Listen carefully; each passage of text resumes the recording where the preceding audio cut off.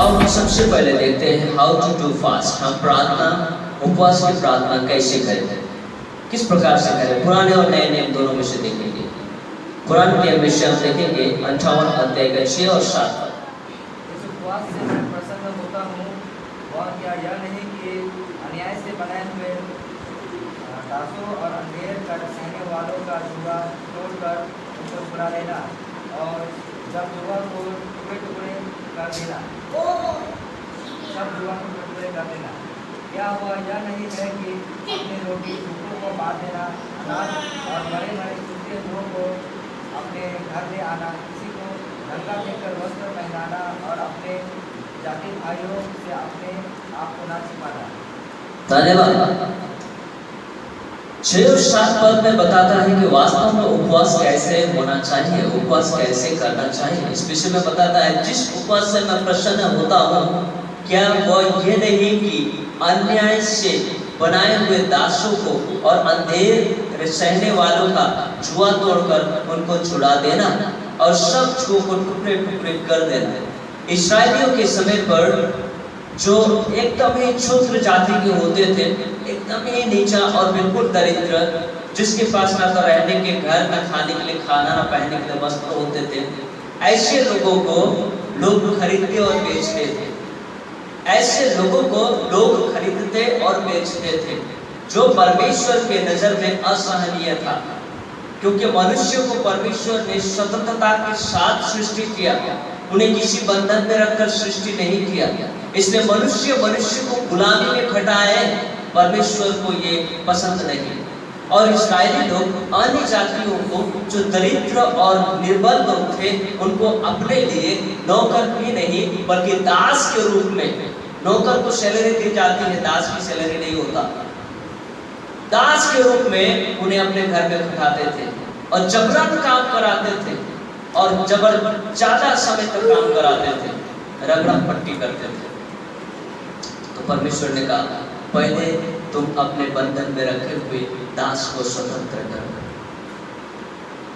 Let them free from your boundaries, उनको स्वतंत्र करो। और दूसरी बात, जो तेरे लोगों के बीच में गरीब है, तेरे लोगों के बीच में गरीब है, आर्थिक अवस्था से जूझ रहे हैं, खाने के लिए 2 वक्त का रोटी नहीं है, उनकी चिंता किया कर, उनके लिए घर बना दो, या तो अपने घर में रहने के लिए जगह दो, और वो नंगा है तो उसको पहनने के लिए वस्त्र दो, खाने के लिए खाना दो। ये है सच्चा उपवास, जिससे मैं प्रसन्न होता हूँ। अपने जाति भाइयों से अपने आप को मत छिपाओ, अलग मत करो, अपने जाति भाइयों का देखभाल करो, घर की कमी दुख तकलीफ में सहयोगी बनकर उनकी मदद करो। आज एक क्रिश्चियन दूसरे क्रिश्चियन को पसंद नहीं करता, एक मंडली दूसरे मंडली का विरोध करता है, लेकिन सच्चाई कोई नहीं बताता। परमेश्वर का वचन कहता है, एक दूसरे को प्रेम के साथ सच्चाई का क्या करो, प्रकाश करो, प्रेम के साथ सच्चाई को बांटो, बताओ, प्रेम के साथ, ईर्ष्या के साथ नहीं, जलन के साथ नहीं। आज हम विश्वासियों के बीच में जो दरिद्र और जो जिसकी अवस्था बहुत खराब है, उन लोगों के लिए ख्याल करो, उन लोगों की जरूरतों को पूरा करो। मेरा यही सच्चा उपवास है। 7 पद में कहता है, क्या ये नहीं कि अपने रोजी भूखों को बांट देना, अनाथ और मारे मारे फिरते हुए अपने घर में लाना, किसी को नंगा देखकर वस्त्र पहनाना, और अपने जाति भाइयों से अपने आप को न छिपाना। तो 6 और 7 पद में ये उपवास के विषय में विशेष करके परमेश्वर पिता हमसे कहते हैं। परमेश्वर पिता का वचन है जो यशायाह के द्वारा इस्राएलियों के बीच में आया और आज हम सुन रहे हैं। हमारा उपवास कैसा होना चाहिए? सबसे पहले इस प्रकार का उपवास होना चाहिए।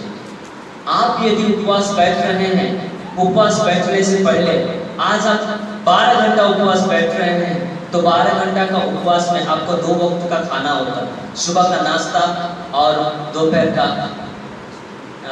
लंच। तो आपका दो टाइम का खाना होता है। तो आप पहले विचार करें कि ये 2 टाइम का खाना हमारे बीच में कोई यदि गरीब विश्वासी है जिसको चावल का जरूरत है, जिसको दाल का जरूरत है, जिसको खाने की कमी है, कौन हो सकता है? विचार करें और फिर उसके लिए प्रबंध करें और फिर आप फास्टिंग होकर के प्रार्थना करें। बहुत ज्यादा लोग वचन कहता है, मत्ती रचित सुसमाचार में हम देखेंगे, मत्ती रचित सुसमाचार 6 अध्याय में, मत्ती रचित सुसमाचार 6 अध्याय में बहुत से विश्वासी लोग अपने फायदा के लिए उपवास करते हैं, सिर्फ और सिर्फ अपने फायदा के लिए। वो प्रभु यीशु मसीह स्वयं हमसे ये बातें कर रहा है कि सिर्फ और सिर्फ अपने फायदा के लिए उपवास करते हैं। 16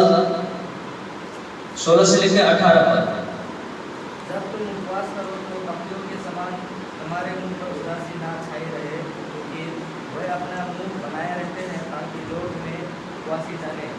मैं तुमसे सच कहता हूँ कि वे अपना प्रतिफल पा चुके। परंतु जब तू उपवास करे तो अपने सिर पर तेल मल और मुंह धो, ताकि लोग नहीं परंतु तेरे पिता जो दूर में है तुझे उपवासी जाने। इस दशा में तेरे पिता जो दूर में देखता है तुझे प्रतिफल देगा। तो यहाँ पर लिखा है जो दिखावटी उपवास है वो तुरंत उसका प्रतिफल पा लेता है, तुरंत उसका प्रतिफल पा लेता है। तुम उपवास करो तो कपटियों के समान तुम्हारे मुंह पर उदासी न छाई रहे, क्योंकि वे अपना मुंह बनाए रहते हैं ताकि लोग उन्हें उपवासी जाने। मैं तुमसे सच कहता हूँ कि वे अपना प्रतिफल पा चुके। वे अपने लिए सेल्फिश होकर प्रार्थना करते हैं। जब हम उपवास की प्रार्थना करते हैं तब हम क्या सोचकर प्रार्थना करते हैं कि हमारी बढ़ोतरी हो। आज मेरा बेटी के एडमिशन नहीं हो रहा है, उसके लिए हम प्रार्थना करते हैं। आज मेरा अच्छा इनकम नहीं हो रहा है, उसके लिए प्रार्थना करते हैं। आज हमारा घर अच्छी तरह से नहीं बना है, हम उसके लिए प्रार्थना करते हैं। लेकिन क्या हम अपने विश्वासी भाइयों के लिए प्रार्थना करते हैं? क्या हम हमारे भारत में पीड़ित हो रहे हैं, पीड़ित हो रहे हैं उन विश्वासियों के लिए, उन क्रिश्चियन झुंड के लिए प्रार्थना करते हैं? हमारे भारत में बहुत ही जगहों में क्रिश्चियन लोग पीड़ित हो रहे हैं, सताए जा रहे हैं, खुलेआम उन्हें पीटा जा रहा है, शाबुक लगाया जा रहा है, जेल खाने में डाल दिया जा रहा है, आरोप लगाया जा रहा है, उनको ताड़ना दिया जा रहा है। क्या हम उनके लिए प्रार्थना करते हैं? आज बंगाल में ममता दीदी है तो हमें छूट है, बंगाल में ममता दीदी है तो हमें शांति है, लेकिन किसी दिन ममता दीदी अपने चेयर छोड़ देगी तो हमारा भी वही दशा हो सकता है जो उड़ीसा में हुआ है, जो छत्तीसगढ़ में हुआ है, जो हरियाणा में हुआ है, जो राजस्थान में हुआ है। ये हमारा भारत ही है ना। हमारा भारत देश महान, हमारा भारत देश महान, लेकिन एक दूसरे को हम दबाते हैं, दमन करते हैं। कैसे हमारा देश भारत महान? आज हम उन लोगों के लिए प्रार्थना करते हैं। आज सबसे बड़ी बात तो ये है कि बॉर्डर्स में तैनात हमारे बॉर्डर के सैनिकों के लिए हम प्रार्थना करते हैं। हम रात भर खराटे मार के सोते हैं, लेकिन वो रात भर अपने जान जोखिम पे डालकर हमारी सीमाओं की सुरक्षा करते हैं। हम उनके लिए प्रार्थना करते हैं, हम उनके लिए प्रार्थना करते हैं। रोमियो की पत्री उसके 13 अध्याय के 1 से 7 पद में लिखा है कि हमारे देश के नेताओं के लिए, हमारे देश के सेनाओं के लिए, हमारे देश के मंत्रियों के लिए, हमारे देश के निवासियों के लिए प्रार्थना करें।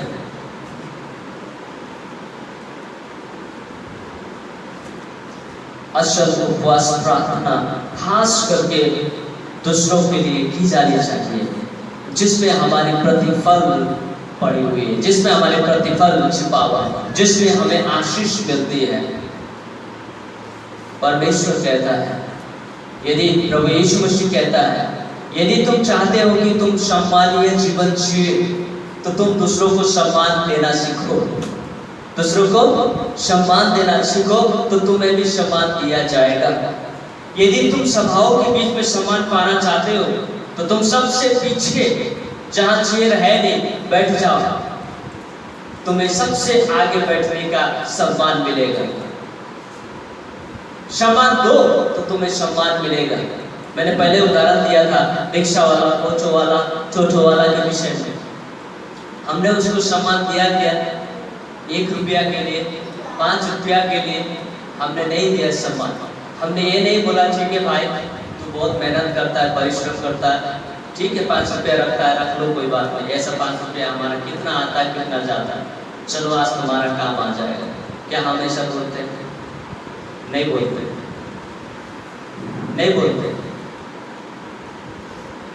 उल्टा हम श्राप देते हैं। परमेश्वर का कहता है कि आशीष दो तो तुम्हें भी आशीष मिलेगी, श्राप दोगे तो तुम भी श्रापित बनोगे। It will come back to us, हमारे पास फिर कर वापस आएगा।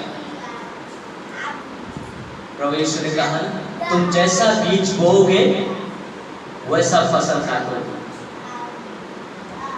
जंगली घास का बीज बो करके तुम गेहूं का आशा नहीं कर सकते। जैसा बीज बोओगे वैसा फल पाओगे। सो आज हम किस प्रकार का बीज बो रहे हैं, किस प्रकार का काम कर रहे हैं? हम अपने जीवन में आशीष को पाना चाहते हैं, हम अपने जीवन में चंगाई को पाना चाहते हैं, हम अपने जीवन में आर्थिक बढ़ोतरी को पाना चाहते हैं। लेकिन क्या हमारे भाई के लिए भी हम यही चाहते हैं? सेम चीज हमारे भाई के लिए चाहते हैं, हमारे लोगों के लिए, हमारे विश्वासियों के लिए हम चाहते हैं। हम अपने सुख सुविधा के लिए प्रार्थना करते हैं, लेकिन जो दुख और जंजाल में पड़े हुए विश्वासी लोग हैं, जो ताड़ना में पीड़ित होकर पड़े हुए विश्वासी लोग हैं, क्या हम उनके लिए दुखी होते हैं और प्रार्थना करते हैं? सेल्फिश फास्टिंग प्रेयर मत करो। वचन कहता है ऐसा करने से तुम अपना प्रतिफल उसी वक्त पा चुका, तुम्हें और कोई प्रतिफल पाने वाला नहीं है। परंतु जब तू उपवास करे तो अपने सिर पर तेल मल और मुंह धो, ताकि लोग नहीं परंतु तेरा पिता जो गुप्त में है तुझे उपवासी जाने। इस दिशा में तेरा पिता जो गुप्त में देखता है तुझे प्रतिफल देगा। जब हम उपवास करते हैं तो दिखावटी उपवास न करना। जब हम उपवास करते हैं तो किसी के सामने डिंग मत मारना। जब हम उपवास कहते हैं तो मत कहना कि आज मैं उपवास हूँ, आज नहीं खाऊंगा। बहाना कर देना कि आज मैं नहीं खा सकता, आज थोड़ा सा पेट में प्रॉब्लम है, मैं आज नहीं खाऊंगा। बहाना कर देना। बताने की जरूरत नहीं है कि आप उपवास में। अपना रोजमर्रा का जो काम है वो कीजिए और फास्टिंग भी रहिए, और सुबह स्टार्टिंग में और एंडिंग में प्रेयर कीजिए, प्रेयर में समय बिताइए। हाँ, बीच में आपको समय मिलता है तो बीच में भी आप प्रेयर में समय बिताइए। परमेश्वर का वचन ये नहीं कहता कि सारा दिन आप फास्टिंग रहते हो तो सारा दिन प्रेयर करो, सारा दिन भजन गाओ। परमेश्वर का वचन ये नहीं कहता, परंतु कहता है तुम अपने सिर में तेल मलो, अपने चेहरे को चमक दमक बनाओ, ताकि लोग न जाने कि तुम उपवास हो, केवल स्वर्ग पिता जाने। इसका मतलब क्या है? हम अपने काम काज करते हुए भी उपवास बैठ सकते हैं। ईश्वर ने आज के थोड़े से समय में काफी बातों को हमें सिखाया है। हम परमेश्वर पिता का धन्यवाद करेंगे और आने वाले दिनों में हम अपना प्रयास और कोशिश करेंगे कि हम अपने आप को करेक्ट कर सकें, अपने आप को सुधार सकें और हमारी प्रार्थना, निवेदन और उपवास की प्रार्थना को लेकर हम प्रभु के चरणों में आ सकें। परमेश्वर हम सभी को इस योग्य बनाए और आप सबको बहुत बहुत धन्यवाद ध्यानपूर्वक सुनने और समझने के लिए। आगे के जीवन परमेश्वर के हाथों में सौंपते हैं। परमेश्वर हम सभी को आशीषित करे। धन्यवाद। जय मसीह।